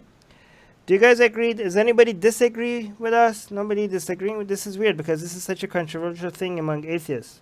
So I'm surprised that nobody is disagreeing with us, because as atheists coming and saying that churches should be able to keep their tax exempt status if they play by the same game, that's usually not a very popular thing to say. And also saying that churches that are have anti-LGBT views should be able to keep their tax exempt status, that is also not a very popular position to take. So I'm surprised that nobody is disagreeing with us. Well, if after the live stream is over, if you disagree with anything I said, please comment in the comment section, obviously. Where else could you leave a comment? All right, should we go to the next news? Next news, out of India. Western standards on human rights can't be blindly applied to India, says Amit Shah. Amit Shah, who was addressing the National Human Rights Commission, he's the Union Home Minister in India, and he said that Western standards on human rights cannot be blindly applied to India because he says that those killed by militants in sorry, I lost my place here. In Kashmir, bringing up Kashmir here, that India needs to have their own way of dealing with things in Kashmir, and they can't just follow human rights examples by the West. It has to be done by an Indian standard. When other human rights were brought up, human rights issues were brought up in India, such as women can't go outside. Women can't use a toilet, right? They have to go outside in a field, and they get raped. And when I say women, obviously not all women in India, but millions of women in India are facing this problem. And so India is like, you know what? We're working on those human rights issues. We're going to spend some money to make sure that those millions of women have better options. So on one hand, he wants to be like the West and give women a toilet. And on the other hand, he is saying that India needs to use Indians' standards on how to handle people in Kashmir. Well, I don't know what that toilet situation is, but I do know that there is no such thing as Western standards of human rights or Indian standards of human rights. There's only the right way of doing human rights and not doing human rights, okay? Those are the only things. Those are the only two ways. You either respect human rights or you don't respect human rights. There's no Western, Eastern, Indian, American human rights. There's just human rights. There's just human rights. If you don't respect human rights, then you're against human rights, you idiot. Oh my, this pisses me off so much, okay? This is why Western standards, you mean the right standards, right? Like, what other form of human rights do we have? It's not Western. This is a global issue. This is a global issue. You either are for human rights or you're not, okay? You just don't, what if another country comes in like, hey, our way of doing, we throw acid in our girls' faces when they wear the hijab. Oh, you don't like it? Well, I guess you don't like the way we do human rights. You just go do your own version of human rights, okay? Well, that's kind of what he said right here. He says this, in quote, he says, India has an inbuilt framework of human rights. Our family values have special protection of women and children, and villages look after the poor, believing it to be a part of their dharma. So, he's saying that the way India, but what I meant by the toilet issue in India is, one, there's a huge rape issue in India, right? That India will not address. And even when people do try to address it, it's still pretty bad. So there are a lot of women that are too poor. They're too poor to actually have toilets. And so they have to go out in fields to use the restroom. But men know that women do this. So in the middle of the night, when women go out and do that, they get raped in fields. So, this is a huge issue, and this has been a huge issue, and this has been an ongoing issue. And when people started hearing about this and getting outraged, obviously it has given them a push to start doing something about it. But their idea, to me, what he is trying to say is India's inbuilt idea of human rights doesn't match our idea of human rights. This guy is an anti-Indian racist. This guy is a bigot. This guy has a bigotry of lower expectation, because he's saying he thinks the Westerners could have superior human rights, and basically what you're suggesting is that, oh, you're doing an inferior version of actually running a society. Your culture and your ideology is inferior to the superior methods of actually caring about human rights, okay? And I can tell you what, this is not a Western versus Indian issue. You know why, how I know that? Because there are a lot of Indian activists that are actually fighting for the superior rights that you think, superior culture, superior way of living, superior values that you think is Western. It's not fucking Western. This is these are values that any country that has adopted them has flourished. Any country that has adopted these values, their people are happier, their people have better ways of living. It has nothing to do with the West, okay? These are values that are in Japan, in South Korea, in Hong Kong versus China, for example, okay? These are not Western countries. They have the same values, and they're better countries than yours because they have these values. It has nothing to do with West. This is just a superior way of running countries, and you believe in an inferior way, and you are cursed to your own country. You're a curse to your own country that because you don't believe in human rights, and there are many activists within India, not from the West, within India itself, that are fighting for these superior values that you're betraying. Shobhan, what do you think? Okay, first, one thing, I posted this article on my page, and my caption was like, so he's basically telling the world that India is not a country for human rights because there's no Western version or Eastern version, like you said. It's just human rights. And if it's not the Western version, then you are against human rights, basically. That's one thing. And by the way, you should know who he is. He is the president of BJP. Yes. Guy.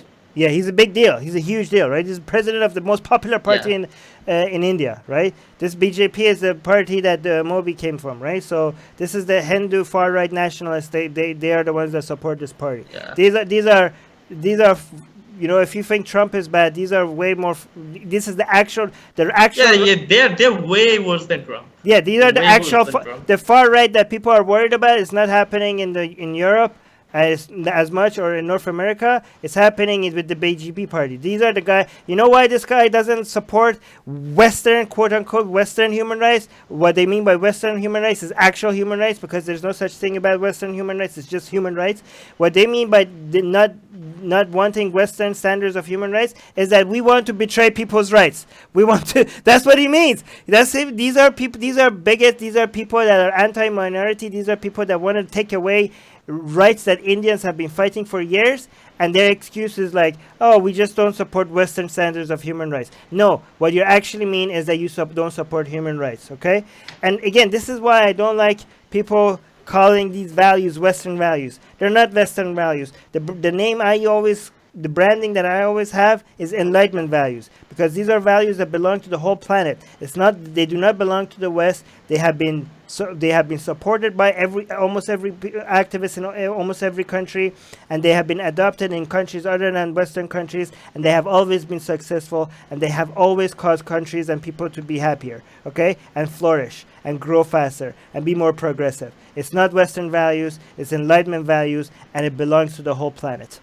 And let me see the top comment. Okay, I wanted to add some things, like, for example, his strategies are like he's the nationalist guy, and that's why people supporting him are like nationalists, and he gets everyone, his supporters, against these Western values to be nationalists, so that they can support what the Hinduism says. And there's this book called Manusmriti in Hinduism, which is like the top text, the top laws of Hinduism. And this book, their party, the BJP, the RSS, they want the Indian constitution to change into something which is like the Manusmriti.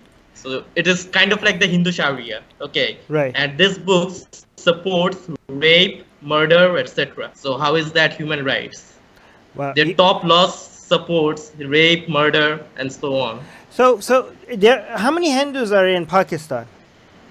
There are very few minority, I guess. Okay. Not even 1%. Okay, so let's say there are some Hindus in Pakistan. If the Muslims in Pakistan go and attack these Hindus, right?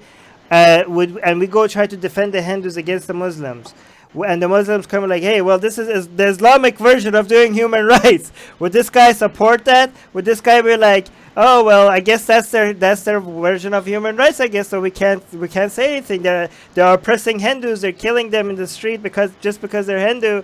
But hey, that's just the Islamic version of doing human rights. That's their thing. Oh, he actually has an answer to that. He actually has an answer to What? that. What's his answer? He wants all the Hindus, those are minorities in Muslim countries. If they feel attacked, they can come to India and stay for free. And he wants to send every Muslim out of India and welcome all Hindus inside India. Oh my God! Yeah, so Hindus, by Hindus I mean but Hindus, that makes him Muslims, hypocrite. Jains, Sikhs. That makes him hypocrite. He should be like, no, you're in Pakistan. You're a Hindu citizen as Pakistan. He is hypocrite. Your idea is getting cut. Anyways, let's go. The entire party is a hypocrite. Yeah, I know that. I know. But I'm pointing out that these people have double standards. They're hypocrites, and they are taking. It's so sad that the two countries that are replacing the United States as superpowers, India and China, have very limited respect for human rights. I'm hoping that within the next 20 years, as the standard of living in India and China increases, people in India and China, as you go up to in the Maslow's hierarchy of needs, people will start caring more about human rights. Okay, I'm hoping, because if what the new superpowers of tomorrow are going to be a lot worse than the United States when it comes to supporting human rights, if it's India and China. But I'm hoping that I'm hoping so as well, because like I'm from India and I'm very vocal against every stuff that happens in India, every bad stuff. I'm very vocal about those, but I think India as a country had the potential to be a good superpower, but this right-wing nationalist parties, they're just ruining the entire country for everyone. Right. Okay, let's go. Last news. Last news is out of Florida, USA. A Florida lawmaker files repeat bill forcing public high schools to offer Bible classes. So here's the deal. We've got our state rep, Kimberly Daniels, who was yet again introduced. Well, she didn't do it the first couple times, but this has been introduced before. Her bill, HB 195, would force all public schools in Florida to offer an elective Bible class to students. In this elective Bible class to students, it would be a secular program of education, to which it specifically says an objective study of the Bible, including but not limited to, of course, on the Hebrew Scriptures, the Old Testament of the Bible, and of course the New Testament of the Bible, and Hebrew Scriptures, Old Testament of the Bible, and the Hebrew New Testament of the Bible. So, so she wants to pass this bill. Now, people are saying, obviously, this is against the Constitution. If this bill gets passed, blah, blah, blah, which in this case, it actually would be simply because even though they threw secular in there, all right, so they're saying we're not going to force any high schooler to believe this. This is just going to be like a literary thing. I had that in high school where we had to read the Bible, but we weren't allowed to discuss religion. This was purely for literature. So you can go about this in a secular way. Maybe people will be mad about this, but here's the deal. If this passes, this is the government favoring one religion. Right. Because they're forcing this to be about the Christian Bible. It's not like this is a religious studies elective, which goes over the Quran, anything else. So, yeah. Right. So let's make this clear, okay? So yes, there's good value in studying the Bible and the Quran in a historic, objective way, okay? But if the government is coming at and introducing courses like this, it's probably not for objective reasons, right? If your university or your school or your professors are deciding that, hey, let's come out, look at the scripture in an objective, historic way, that is something that you could be like, yeah, I guess you could. You could support that, and it should be an elective. Okay, if it's forced, it's mandatory. Obviously, that's not secularism. That shouldn't be allowed in any public school. But if it's as an elective, and if it's not religious propaganda, but it's just objective analysis, that is great. That's actually something that we should be supported. But obviously, if the government is coming in and introducing subjects to the school, and that is, what the hell? Like, what? Obviously, that's not secularism. Even if you try to make it seem like it's objective, Do we have bills that people say like, hey, let's add this chemistry course? Who is this? Do lawmakers come and also say like, hey, let's add extra chemistry courses that covers organic chemistry? Like, do we have that? We don't have that. Lawmakers do this, like in the state of Texas, where Moses was added to textbook as a founding father of America. Yeah, this stuff does happen here, and people scream it's against the Constitution, and it is in many of these cases. But who's fighting it? Yeah. Well, I mean, is this going to get passed, or is this obviously not going to get passed? Obviously, this is not going to pass. Has a good possibility of getting passed, and then are you sure? And then other people will take it to the Florida Supreme Court, where it'll probably be nixed. But that's what happens. This seems like an obvious bill that is not going to get passed. Am I too optimistic about that? To me, it seems like an obvious bill to me, it seemed like this is obviously against the Constitution. It's not going to get passed. And this lawmaker knows it's not going to get passed, but she's doing it anyway just to signal to the Christians that I just fought for you, so vote for me anyways, even though this law didn't get passed. They've been trying to pass this for many go-arounds. I know. Now.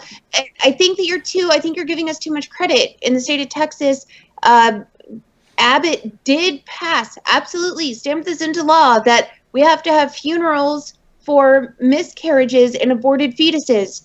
Okay? And then the only reason why we don't have funerals for those right now is because it didn't hold up when it was fought and taken to higher courts. So Chris is actually pointing this out. Says Chris is saying nowhere in the Constitution does it state an explicit separation of church and state. A lot of the people get that wrong. So schools can have Bible classes. However, since this would be forced by law, that would make it illegal, but not necessarily unconstitutional. So again, this is obvious. It would make it unconstitutional because it would be making the government favor one religion over the others. Yeah, so that's the problem with this. So let me tell you the things that we support and the things that we don't support. Okay, the only thing that we support when it comes to introducing religion in school is, first of all, if it's 10 kilometers away from the scientific subjects or actual history, right? Actual legitimate, like if it's anything in scripture is suggested as real history, that is false, that should not be in school. If it's part of literature and if the text itself is treated as a historical, as the text itself is part of history, not a text that describes history, and if it's introduced by a school itself, not by any government officials, as an objective analysis of scripture, that is something that we support, okay? And also, if it's introduced by the school as something elective, not mandatory, okay? So it has different conditions. So this is how you could introduce scripture in school that I would support. Not part of science, not part of any real history. Anything that is described in the text as part of real history, as literature or historical analysis of scripture, and only as an elective, and only if it's not introduced by any government official. That's the way I would support scripture being studied in school. Okay, the things that we do not support is government getting involved in any suggestion on anything regarding any religion being covered in school. Like the government should completely stay away from what they suggest should be covered in school when it comes to religion. Obviously, they're biased if they're involved. They should step away from it, right? And this is so obviously against Constitution. I can't even believe that this is a thing that people could be like, oh, this might pass. Really? Then, wow. Where is the freedom it's because we have lawmakers that don't know the Constitution. Or they know, but they don't agree with it. What's that? Or they know, but they don't agree with it. Right. And so they just do it anyway. That's why these laws get passed, even though we all know they're not constitutional. This is in Florida? Where is it? Which state is it? Oh my God, this is Florida. Florida. What? Taffy is saying the senator or some guy, politician in Florida also wants schools to stop teaching evolution. Florida is definitely not a place to raise your kids unless indoctrinated and brainwashed. Alec is saying they tried that before. All religions were allowed. I think this is spelled wrong. As long as they were used to teach. I don't know. I think this is not proper English. Then a teacher used Satanism in the geometry class, and all the parents freaked out and had it changed back. Is this true? I don't know if Alec is what he's saying is true or not. Hey, Shobham, do you have anything to add to this? No, I'm good actually. Okay. Ali, did you have anything to add to this? Chris is saying that it's not necessarily unconstitutional because depending on how the bill is written, it could be written in a way that makes religious study mandatory, religious being plural. But that's not the way this bill is being written at all. They're making it very clear that that's not the way this bill is being written. They're talking about a mandatory elective for religious study to focus on the Bible only. Wow. Okay. Yeah. The Christian freedom. Bible. Freedom from Religion Foundation probably is going to get involved in this, right? Hopefully. Hopefully. Wow. She's even talking on the 700 Club. You know, look, the thumbnail of the article. She's on a Christian TV channel. Obviously, yep. her agenda is pretty obviously. I mean, it's obvious what her agenda is. This should be an easy rejection. Okay, never mind. It's so sad that this is even a discussion. What the hell? This is the United States. This is supposed to be the most advanced country in the world, and we're still discussing these things. And if we're deciding over, are we going to indoctrinate our children? Maybe, maybe not. Are you guys serious? Like, we're in the 21st century. How is this still a debate? Come on! All right, I'm going to end it here. Anyway, thank you everybody in the live chat. Chris, Sydney, Lock, Mock, Old Scratch, Beach, Chrissy, Joshua on Facebook, Dean, Roger, Shobham, Ali, thank you guys. You guys are awesome. And thank you for commenting. Thank you for disagreeing with us. Thank you for correcting us. And see you guys again next week. Bye. Thank you all. Bye. Bye, everyone.